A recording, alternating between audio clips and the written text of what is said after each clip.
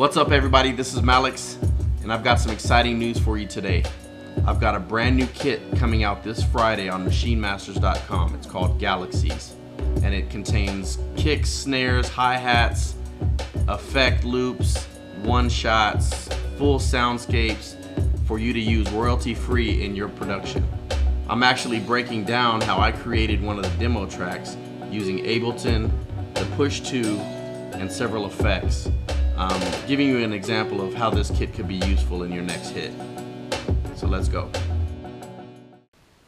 Okay, so I started out with a loop from the kit Galaxies called the Mission.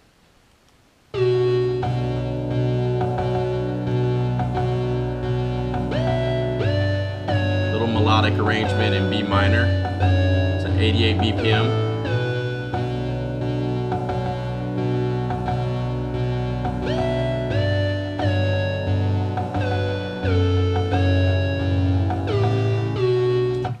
Okay, so what I did with that is to create an intro piece. I basically took the loop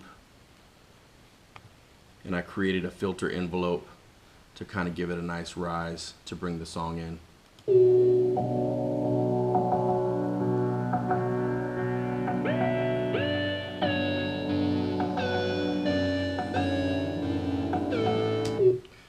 Cut it in half just so it has a quick intro, we get right to the point. So I wanted to drop in with the verse. So what I did was I started out with my kick and my snare. And the initial pattern sounds like this.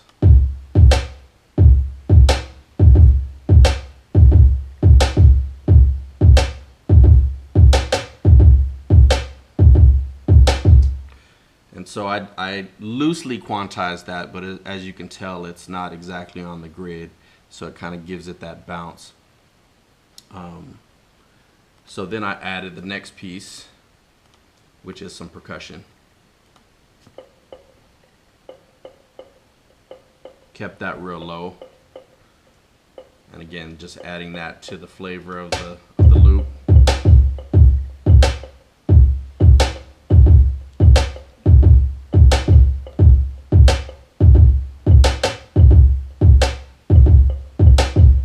Then I added some hi-hats.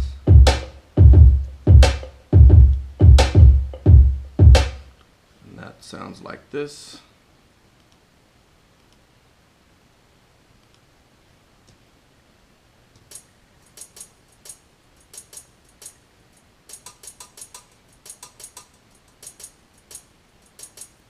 Again, I didn't quantize it too much because I like to keep some of the natural feel of the rhythm. So now put together, this is the drum track.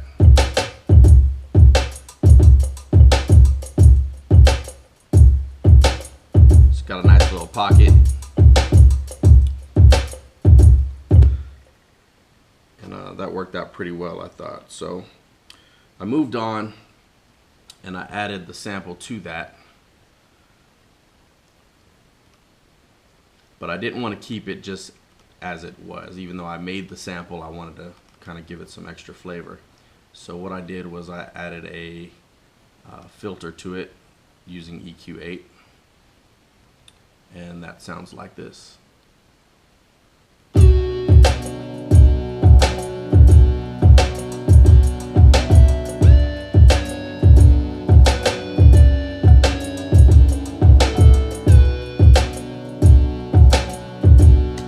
And so it wrote out pretty good like that, but again, I'm just the type of producer that never likes to use a loop just the way it is. I usually like to chop it up and flip it a little bit. And so what I did to it is I took it and I duplicated the track and I added the VPS multi-band sidechain, and then I also added glitch to give it some extra effects, just give it some flavor. And for the main verse parts, it usually kind of creates a better pocket for the artist to either rap or sing on, depending on who you're dealing with. And so it sounds like this.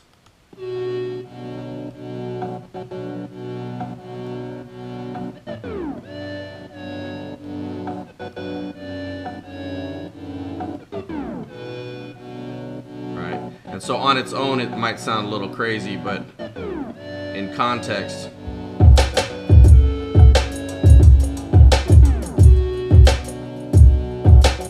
so now the song has a little bit more bounce to it.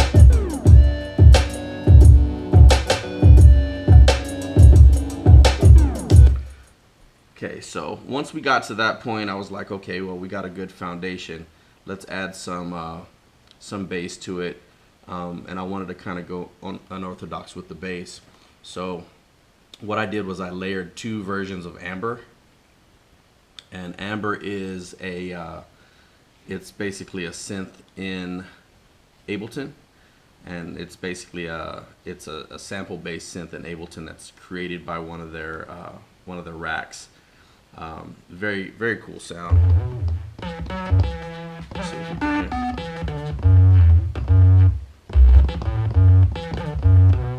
Right, and so what I did was I wanted to layer that with a higher note. So I played the original loop for the verse part, and it sounds like this.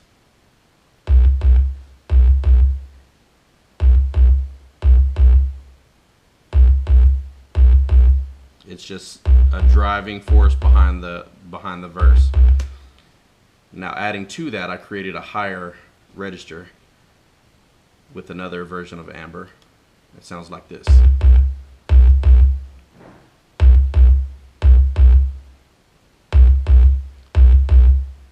Right? And that just gave it another little extra tone on top. And then I layered an 808 sub from the kit on top of that, and the 3 of them together sound like this.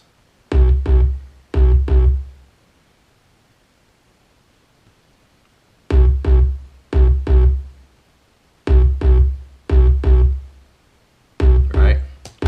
Now, for the hook, I wanted it to be a little bit more interesting, so I went ahead and created a different variation for the hook using the same 3 layers, and it sounds like this.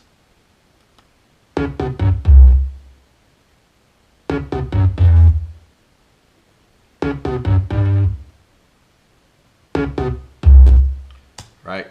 So now in context, if I play the bass line with the sample, it sounds like this. I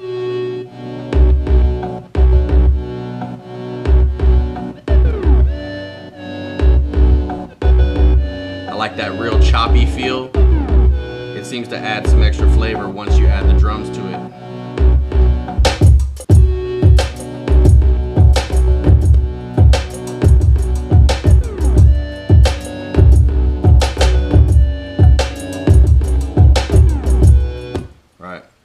So going back to the alternate version of the bass with the sample, I wanted to create another variation that's specifically for the hook.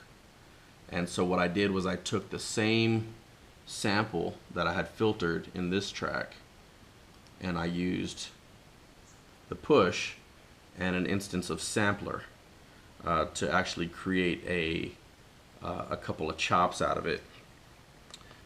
And so this is one of my favorite things that Ableton does. It allows you to take a sample, whether it's a loop or one shot, it'll allow you to warp it, it'll allow you to chop it and flip it however you want.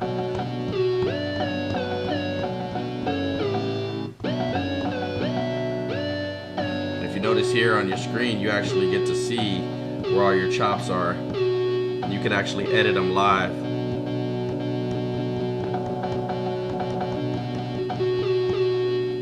So it makes it really easy to go in and reorganize a sample, a loop, to really kind of get the feel that you're looking for.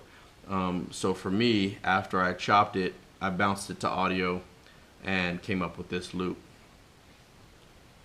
right here.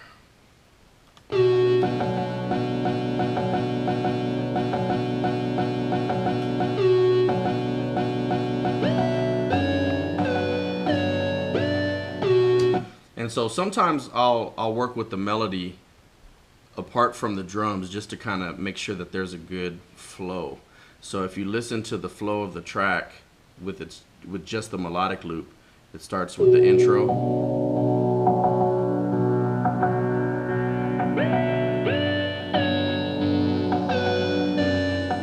Into the verse.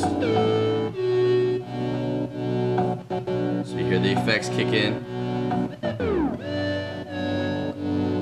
And then if we go into the hook, then it's this.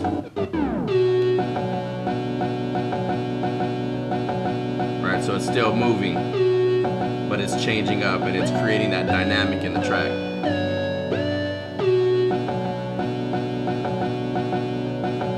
Then if you want, you can drop it back into the verse. Now,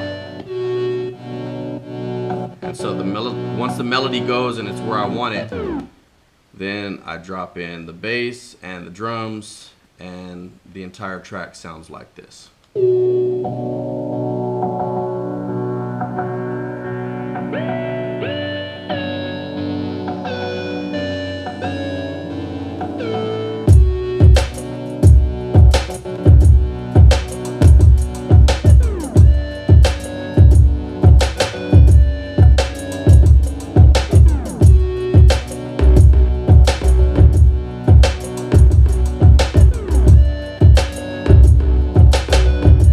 Okay, so after I've got all the melodies down, I really like to create a variation in the hook with the drums that kind of brings the track to life and kind of ties everything together. So one of my favorite tricks to do is to kind of halftime and basically take the drum pattern where it's on the same tempo, but it's just cut in half, and then I go and I modify some of the hits to kind of make it, you know, keep that bounce, but it just kind of slows up the flavor. So what I did with this particular one is I used a different kick to kind of create a different feel for the hook. Okay, so here's the original pattern, and then here's the hook pattern. So you can see everything kind of shifted over a little bit, and it's really just to kind of give it a different feel, and almost gives you the impression that the track is slowing down during the hook, but it's really the same tempo. But it just gives it a whole new flavor. Okay, so here's the original drum pattern.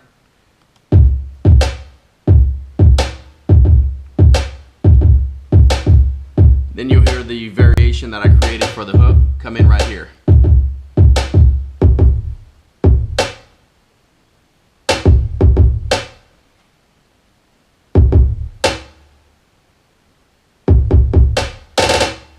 Kind of adding a little bit of a trap feel to it without going too overboard with it.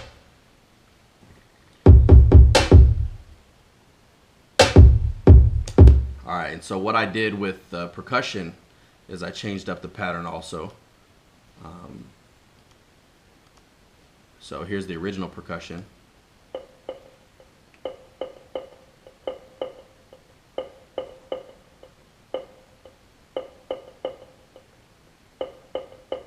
And here's the new percussion for the hook.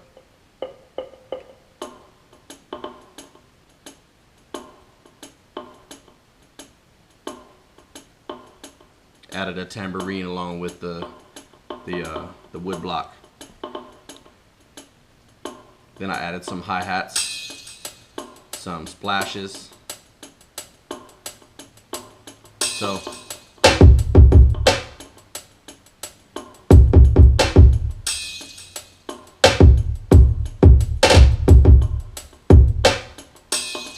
right. So now in context, you can hear what the drums are doing with the bass, and you get a better feel for how it all fits together.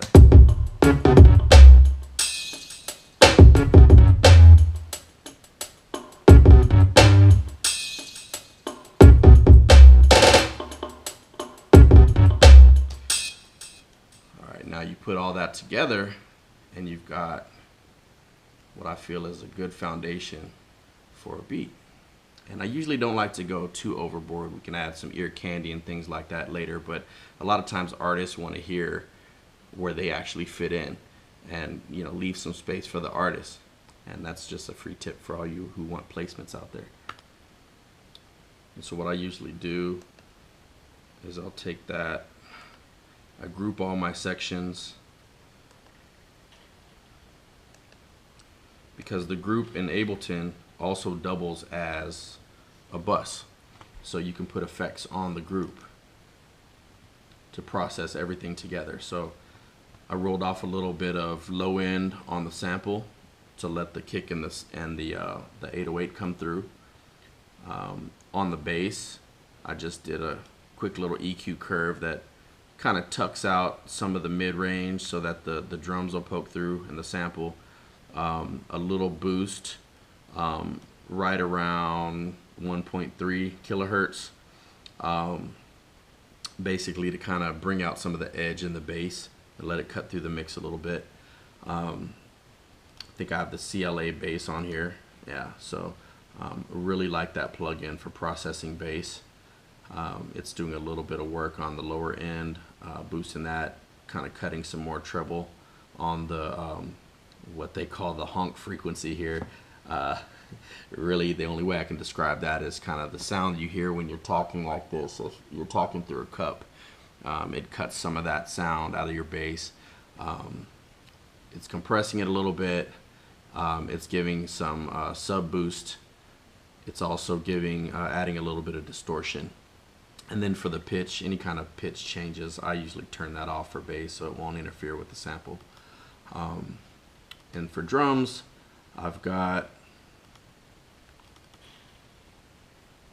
a couple things going on here.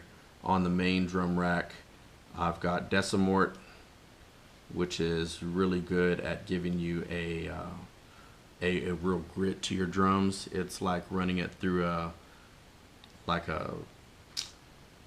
a stomp box or something to that effect that you'd use on a guitar that really kind of adds some grit. It also has some filters in there. I particularly turn them off for this particular song. I didn't really need them, but you also have emulations in here for how the preamp sounds, the bit crusher sounds. This is actually going through an EPS emulation. And so I just thought that sounded good. So I left it on there using the good old Waves R bass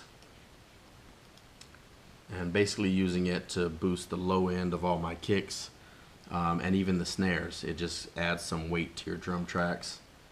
I also have the Isotope Alloy 2, another one of my favorites. I love the transient designer on there. It's a multi-band transient designer, so you can run everything from bust drums to old drum loops that you have. You can tweak them and just kind of breathe new life into them. And then I just run all that through the Waves L2, and I just have that at a minus 0.2 ceiling so it doesn't clip. Not cutting too much off the top, just negative 3 dB of the threshold. And then I've got the VPS glitch, and basically what I use it for is creating some variations in the drum track, just stutters and on the kick drum and snare here and there. So I just sprinkle that throughout the track. On this other drum rack that I have, it's just straight kit. This is for the percussion. I like the way the percussion sound straight out of the kit. Then over on the other side, I've got the hi-hats there. So ultimately all I've done is I've boosted the kick and snare using some filters and some compression that really help it to blend in with this particular track.